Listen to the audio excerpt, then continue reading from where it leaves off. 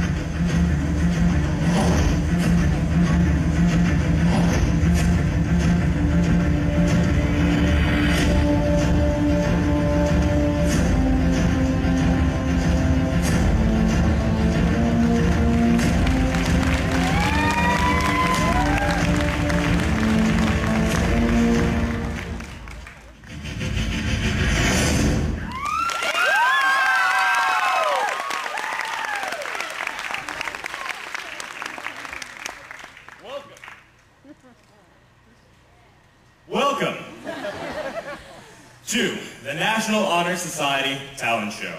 My name is Josh Farley, and this is my beautiful assistant, Brooke.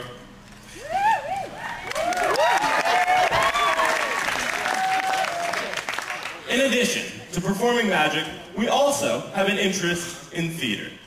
This past summer, I was given an opportunity to perform in a local repertory production of Romeo and Juliet, which got me to thinking, what if the master swordsman Tybalt from Romeo and Juliet were to perform a card trick?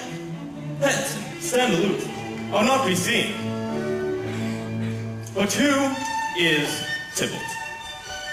Oh, well, he's more than the Prince of Gads, I can tell you. He is a very courageous captain of compliments. He fights, as you sing, prick song. Keeps time, distance, and proportion. Rest me his minimum rest. 1, 2, and the third in your bosom.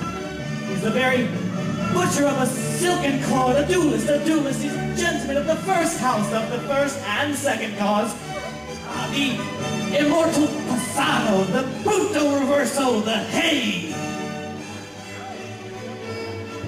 It is rumored that one of the 52 of my most loyal court has been plotting to betray me. Fortunately, there is a lady in the audience that is capable of identifying the traitor. You, young maiden, what is your name? Sherry? Good morrow. Sherry, I can sense you are the chosen one. Could you stand with me, please? Don't worry, you won't go on stage. Could you make a pointer finger, and I'm going to have you touch. Just touch a card. Any one you want. This one? Go ahead, pull it out. Show the entire audience who you have condemned to face the point of my blade. Very good. Place your card back into the deck. Thank you very much for helping out. I'm going to keep the cards high above my head so there's no funny business. On my command, 52 of my most loyal cards are going to jump out of this box, and I'm going to locate Sherry's card. Now! What was your card? The 3 of diamonds? The 3 of diamonds.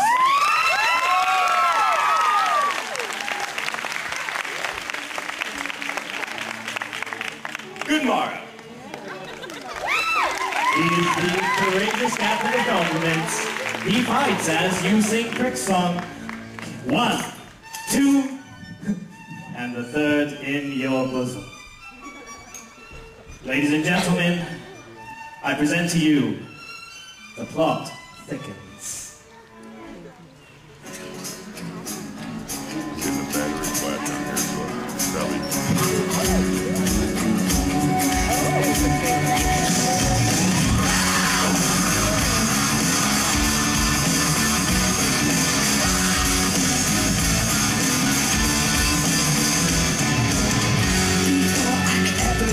You go, coming back and tell the time you met. Say something you could understand. I'm a statue, baby, knock me out. These moments fade away. Say you never loved me. Things we didn't mean to say. Take it all back, take it back, take it all back.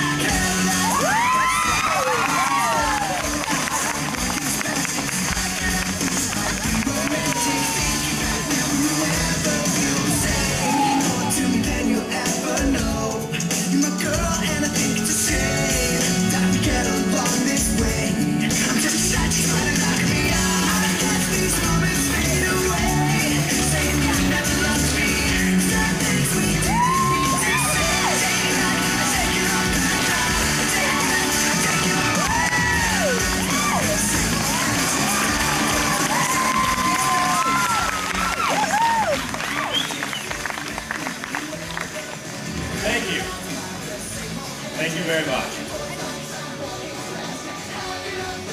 A very wise magician once said to me, "For those of you who believe, no explanation is necessary.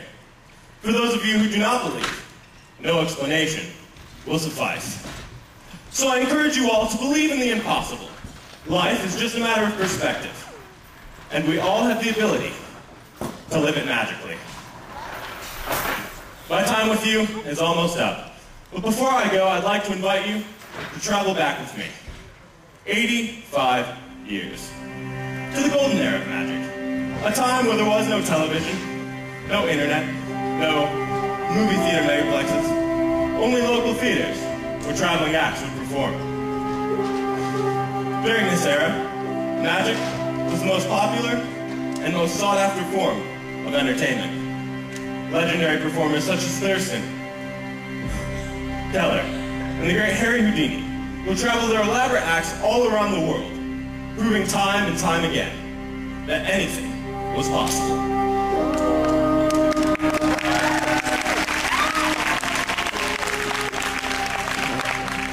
But one fateful winter's night, over 85 years ago, a magician by the name of P.T. Selbit performed the most memorable and mesmerizing illusion ever conceived. Many magicians tried to replicate his trick, and while a few of them succeeded, none of their versions stood close in comparison to Mr. Selbit's original, sawing a lady in half. Tonight, for the first time on this stage, I'm going to perform this illusion as you would have seen it done over 85 years ago. But first, I need a couple people to help me out.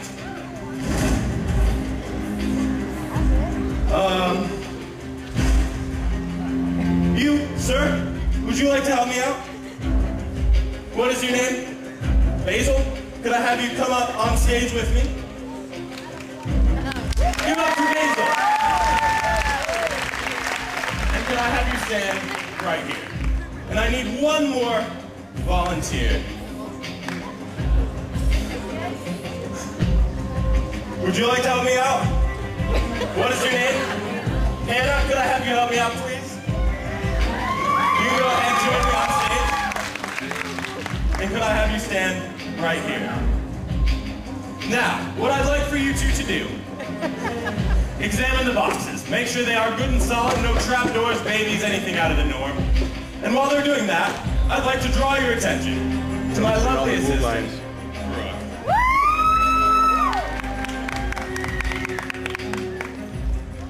Now for the restraints. Could I have you examine the buckles, make sure they are legit, and give a good tug on the leash, make sure it is good and solid. Could I have you take the leash and thread it through the small hole in the box. And now, could I have you strap her in place? Very good. Looks like you've done this before. Excellent job. Could I have you go ahead and slowly lower her down? And go ahead, hold on to it nice and tight. Hold on to the end and give it a nice tug. Good? Okay. Now my assistants are placing these boxes over Brooke. But I'd like for you to notice that at all times, you can still see her through the small windows in the box. Make sure that flame is correct. You can still see her through the small windows at all times.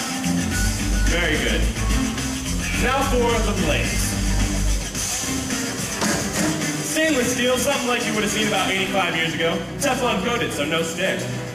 Now if you go ahead, tap on it with the flat part of your hand, make sure it is good and solid, and you ma'am the same. I'm going to take the blade and rest it on Brooke's stomach. Make sure there's no other place for the blade to go.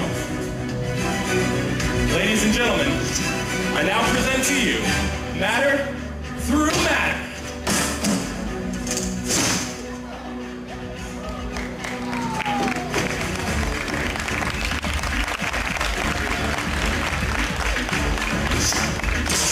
Verify she's still in place.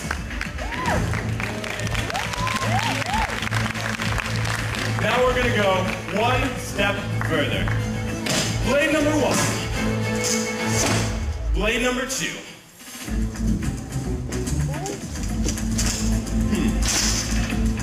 Looks like your side's shifted. Maybe we're caught on a bone. Could you go ahead and give it a tug on the count of 3? 1, 2, 3! Oh, that's gotta hurt. Sword number 1. And sword number 2.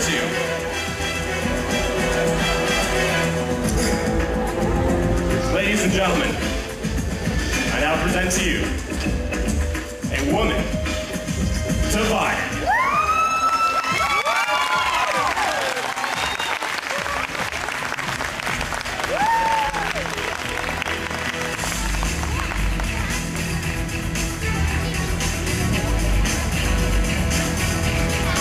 Sword number 1.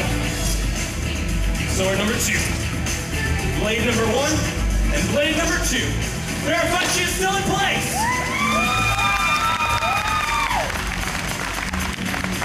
Thank you very much for helping out. You can go ahead and take your seat. Thank you. Thank you very much for helping out. You can take your seat as well.